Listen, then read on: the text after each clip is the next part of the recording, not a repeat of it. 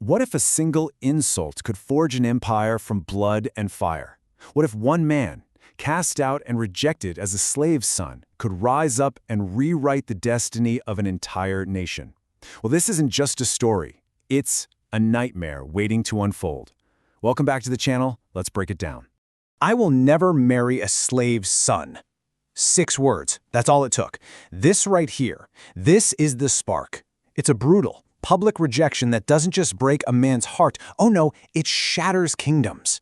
This is the insult that will be paid for with entire cities, because for our protagonist, this was never about love. It was about erasing the shame he was born with. So, let's set the scene. We're in a land of ice and snow, ruled by the sons of a great king. But when war claims one of the brothers, the youngest, Vladimir, who happens to be the illegitimate son of a servant, is forced to run for his life. To his last living brother, Yaropolk, he's a nobody, an outcast. But as he flees north into the unforgiving wilds, he isn't running to hide. He's running to hunt. To have any chance of challenging his brother, Vladimir knows he needs an army, so he escapes north to the land of the Vikings, and he comes back with a horde of ruthless mercenaries. With this new power, he tries to make a political alliance by proposing marriage to Ragneda, the daughter of a powerful prince. He offers gifts, he makes his case, and he gets absolutely humiliated. Right in front of everyone, Ragneda says she will never, ever marry a slave's son. And right there, that's the moment. Everything changes. The plan for a peaceful alliance is dead. A vow of bloody vengeance is born. But this is where things take a really dark turn. Because you know what's terrifying? A slighted prince with a horde of Vikings at his back.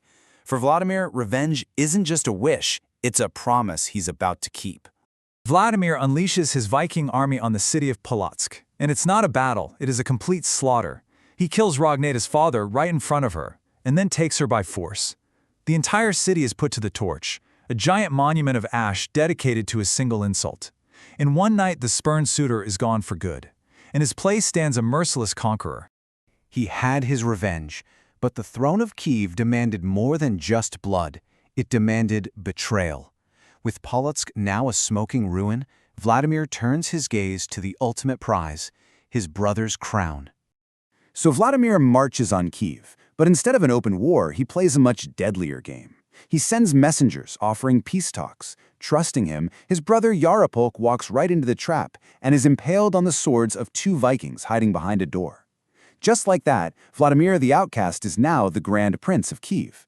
But he didn't win his crown in some glorious battle. He stole it through treachery, and everybody knows it. And this becomes his new problem, a huge one. He's sitting on the throne, but he has zero legitimacy. His own people whisper behind his back, calling him a usurper, a foreigner, the slave's son who murdered his way to the top. He has the power, but he has none of the respect. So, what do you do when your people refuse to love you? Well, Vladimir decides he's going to make them fear him instead. He knows he needs some kind of power, something greater than himself, to unite everyone, a power they'll obey without a single question. Vladimir turns back to the old ways, the dark ways. He literally digs up these pagan idols his own father had buried, these monstrous statues of gods that demand brutal, bloody sacrifices.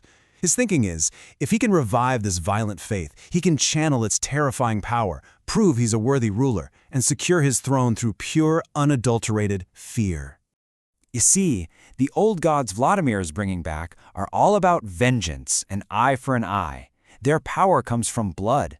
But at the same time, there are these whispers of a new faith spreading through the land, a faith in one God who talks about forgiveness, grace, and salvation.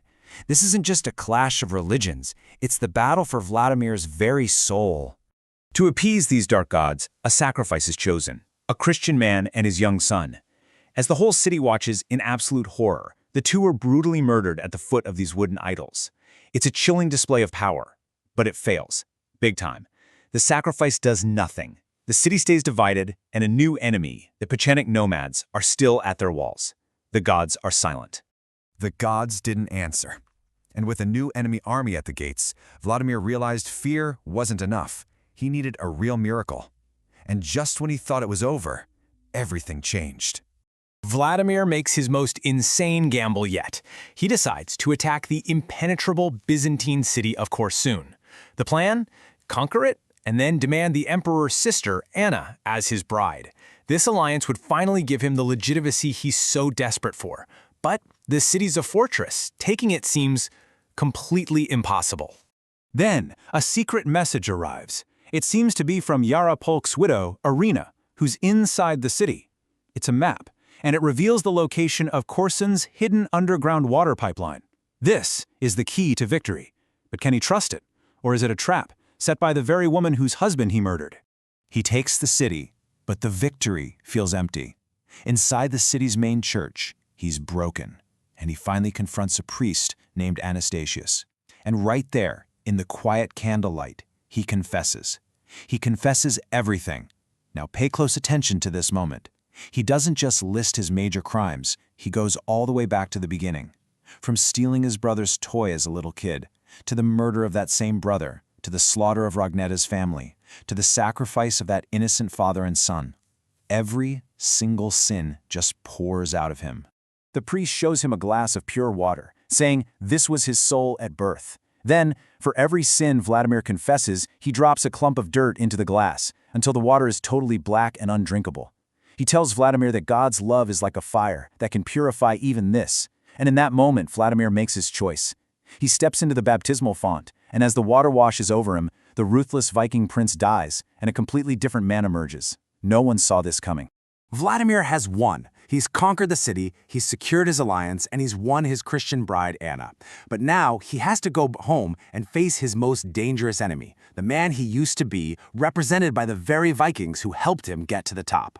He's immediately confronted by his most loyal Viking commander, Variazko. The warrior just cannot understand this change. To him, forgiveness is weakness. He begs Vladimir to fight, to die an honorable warrior's death, not to become a slave to this new god. He's literally holding up a mirror to Vladimir's violent past. And this is his answer. Vladimir throws his sword aside, refusing the cycle of vengeance that has defined his entire life. By calling himself God's slave, he's breaking free from being a slave to his own rage, his ambition, and the brutal code of his past. He is finally, truly free. One man, one single choice. But this personal transformation is about to change the destiny of millions of people forever. Vladimir comes back to Kyiv not as a conqueror, but as a convert. He orders the pagan idols, the very same gods he resurrected with blood, to be torn down, whipped, and thrown into the river. He then leads his people to that same river, baptizing them into his new faith, uniting them at last not through fear, but through a shared belief. The old kingdom is dead. A new empire, the Kievan Rus, is born. But this leaves us with one final, haunting question. Vladimir's journey started with a petty insult and led to unimaginable violence. He found personal redemption, for sure, but his empire was founded on betrayal and slaughter. Can a nation built on such a bloody foundation ever truly wash its hands clean? What do you guys think? Can a legacy of violence really be washed away by faith? Let me know down in the comments. And hey, if you enjoyed this breakdown, make sure to like, share, and subscribe for more mind-blowing explanations like this one. Thanks for watching.